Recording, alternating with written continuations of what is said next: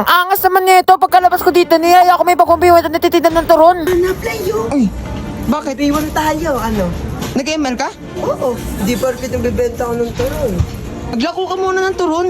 Bakit ba? Pag natalo ko yung Mia mo, bilhin mo na lahat ng turon ko, ano? Sigurado ka, tatalunin mo yung Mia ko? Oo. O, tara, maglaban tayo sa gaming room ko. Ah, Wait, dapating nga ang turon mo. ayan no. Magkano ba isa niyan? 15. 15 lang pala eh. O, tara na. Pag natalo niya daw yung Mia ko, bibili ko na lahat ng turon na to. Talo ko naman talaga yung Mia mo eh. Sige. 15 Wala mo pesos nga daw. ka, hindi ka 15 ba pesos daw. natatalo? Sige, okay lang. Tingnan natin. Alatang kinakabahan na siya. Loko nakabahan.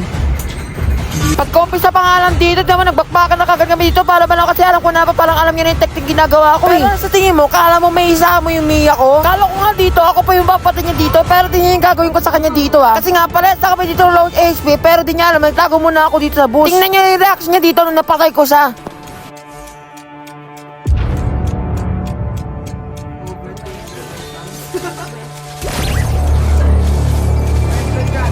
Tapos dito pala sa kami dito low HP. Tapos kala niya, alam niya na yung galawan ko. Diyos ko, pinapaya mo ng sarili mo. Kung ako sa'yo, nagtinda ka na lang sana ng turon. Sinabihan naman kasi hindi ka na magpinda ka na ng turon kasi may pagwambiwan ka pa sa akin eh.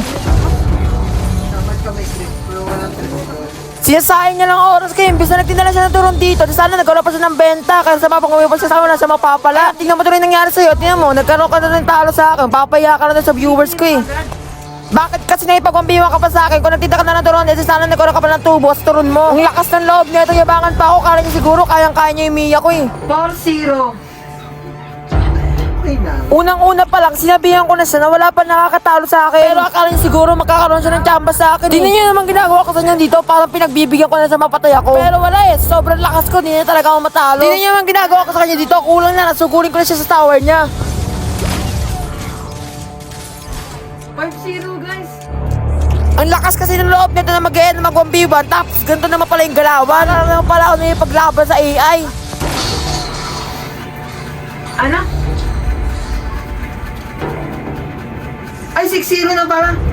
Ba't ka mo agad ng base mo? Inaasar ko na nga na si Titi para naman magkaroon siya ng score. Pero wala eh, sobrang lakas ko, ako pa rin talaga nakakakil sa kanya. Ang ka-open din ah. Oo.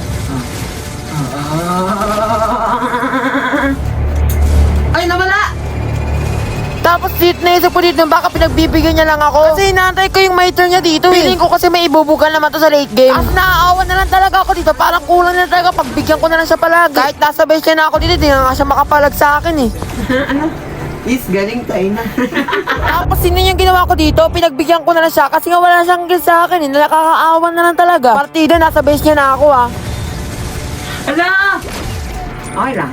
Nakabawi na siya dito ng isa, tapos parang yumayabang Hindi niya alam, wala na siyang benta sa turon niya. Sa mga palad, nakaligtas pa nga siya dito eh. Pero okay lang, kasi gusto ko na matapos talaga itong laro na to, para yung turon, malako niya na lang. Siguro kung kanina pa siya naglalako ng turon, marami nang bumili ng turon niya, siguro ubos na. Pinilit pa kasi nito may pagkumbiwan sa akin eh, kawawa ka tuloy sa akin.